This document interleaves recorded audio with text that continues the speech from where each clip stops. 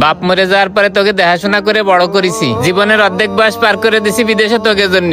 সব কি তোরা ভুলে গেছিস? তুমি আর কতটুকুই দেখাশোনা করছো? বড় ভাই হিসেবে এটা তো তোমার দায়িত্ব। অনেকের ভাই ভাইয়ের জন্য তো কত কিছুই করে, তুমি আমাকে জন্য কি করছো? একটু তো খাওয়া পড়াই দিছো, তাই নিয়ে আবার খোটা দিতেছো। এ ভাই শোনেন, আপনি যে এত বড় বড় কথা করছেন, আপনার ভাই আপনাকে জন্য কি করেছে তাহলে শোনেন।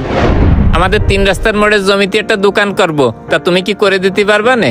হ্যাঁ আমি কন্ট্রাক্টরি করি, তা পারবো না কেন, করে দিবানি। কিন্তু আপনি যে এত কয়েক বছর বিদেশ ছিলেন, এখন দেশে ব্যবসা বাণিজ্য করবেন, তা আপনার ছোট ভাইকে যে দেখাশোনা করে বড় করেছেন, তা ওকে কি একটা লাইন গার্ড করে দেবেন না?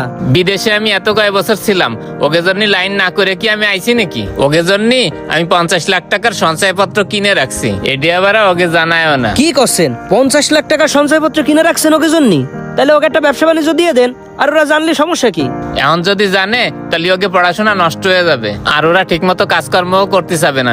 হয় ভাই, এটাও আপনি ঠিক কথা কইছেন। ওরা যদি এখন জানতে পারে তাহলে ওরা চিন্তা করবে।